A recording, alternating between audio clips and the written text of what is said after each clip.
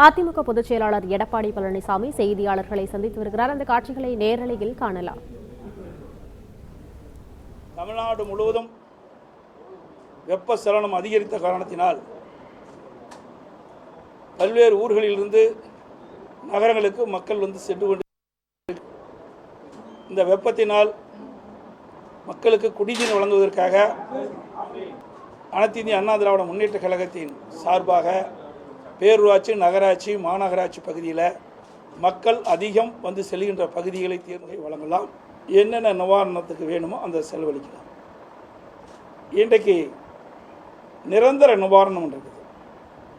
பாலம் உடஞ்சி போயிட்டா கட்டுறது, இப்படி இது என்டிஆர்எஃப். அதில் இது வந்தால் அதுக்கு உண்டான தொகை கொடுப்பாங்க, இல்லைன்னா கொடுக்க மாட்டாங்க. என்டிஆர்எஃப்பில் அதுக்குன்னு ஒரு வரைமுறை வச்சுருக்கிறாங்க. அதில் எவ்வளவு இடம் பெறுகின்றதோ அந்த என்டிஆர்எஃப்பில் எவ்வளோ தொகை கொடுக்க முடியுமோ அதைத்தான் கொடுப்பாங்க. இது இந்திய அளவில் பூரா ஒரே மாதிரி தான் இருக்குது. அதனால் மாநில அரசு கேட்ட நிதியை இதுவரை மத்திய அரசு கொடுத்ததில்லை. அதை அவர்கள் ஆட்சி அதிகாரத்தில் இது திராவிட முன்னேற்ற கழகம் ஆட்சி அதிகாரத்தில் இருக்கும்போதே மத்தியில் கேட்ட நிதி கிடைக்கல.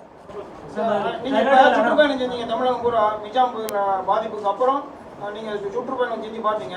இப்போ மத்திய அரசு வழங்கியிருக்கிற நிதி இதுக்கு சரியாக இருக்கும்னு நீங்கள் நினைக்கிறீங்களா? அதாவது நிதி சரியாக இருக்குமா இல்லையாங்கிறது அரசாங்கத்துக்கு தான் தெரியும். எங்களுக்கு என்ன எந்த புள்ளி வரை எங்கிட்ட இருக்குது?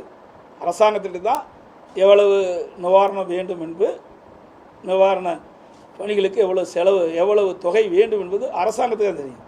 ஒவ்வொரு டிபார்ட்மெண்ட்டாக அவர்கள் எவ்வளோ பாதிக்கப்பட்டிருக்குது, இன்றைக்கு வேளாண்மை எவ்வளோ பாதிக்கப்பட்டிருக்கு, சாலைகள் எவ்வளோ பாதிக்கப்பட்டிருக்கு, இப்படி கணக்கிட்டு அதற்கு ஏற்றவாறு நிவாரண தொகையை மத்திய அரசு கேட்பாங்க.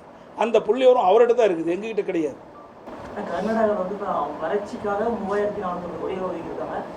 அதை காட்டிலும் ரொம்ப குறைவான நிதி தான் இங்கே. வறட்சிங்கிறது வேற, புயலுங்கிறது வேற. எதுக்கு எஸ்டிஆர்எஃப் ஏற்கனவே இருக்குது, மாநில பேரிடர் நிவாரண நிதி, அதில் ஏற்கனவே பணம் இருக்குது. அதை எடுத்து நம்ம செலவு செய்யலாம். அது பத்தலைன்னா செலவு செஞ்சுட்டு மீண்டும் கேட்கலாம். கேட்கின்ற பொழுது இதற்கு உட்பட்டு விதிகளுக்கு உட்பட்டு இருந்தால் மத்திய அரசு தரும். இதுதான் வாடிக்கை தந்துக்கிட்டு இருக்கிறாங்க. ஆனால் மத்திய அரசாங்கத்தை பொறுத்த வரைக்கும் திராவிட முன்னேற்ற கழகம் ஆட்சி அதிகாரத்தில் இருக்கும்போதே கிடைக்கலையே, அப்புறம் இப்போ எங்கே போய் கொடுக்க போகிறாங்க மத்திய அரசாங்கம்? அப்போயே அவர்கள் வாதாடி பெற முடியலையே. இது எத்தனை புயல் இருந்திருக்கு, தானே புயல், புரவி புயல், வர்தா புயல், எத்தனை புயல் நாங்கள் பார்த்தோம். அப்போ நான் கேட்ட நிதி கொடுக்கலையே, மத்திய அரசாங்கம் கொடுக்கலையே. அப்போது சேதம் அதிகம். இப்போ சேதம்லாம் பெரிய குறைவு. மழை ஒன்று தான் பெஞ்சிருக்குது. புயலால் எங்கேயுமே மக்கள் பாதிக்கலை. வேறு எது எல்லாம் மற்ற துறையில் இருக்கின்ற வேளாண்மை மற்றெல்லாம் பாதிக்கலை. வெள்ளத்தால் தான் பாதிச்சிருக்குது. வெள்ளத்தால் பாதிக்கப்பட்டது என்பது அதற்கு தேவையான நிவாரணத்தை இந்த அரசு கேட்டு பெற்றிருப்பதாக எனக்கு கிடைத்த தகவல். அது முழுமையாக மத்திய அரசு விடுவிக்கலை. இது காலங்காலமாக இருப்பது, இப்போ மட்டுமல்ல. இன்றைக்கு மத்தியில் திராவிட முன்னேற்ற கழகம் ஆட்சி அதிகாரத்தில் இருக்கும்போது அப்போதும் புயல் வந்தது, நிவாரணம் கேட்டாங்க அன்றைய திமுக அரசு. அப்பொழுதும் மத்திய அரசு விடுவிக்கலை.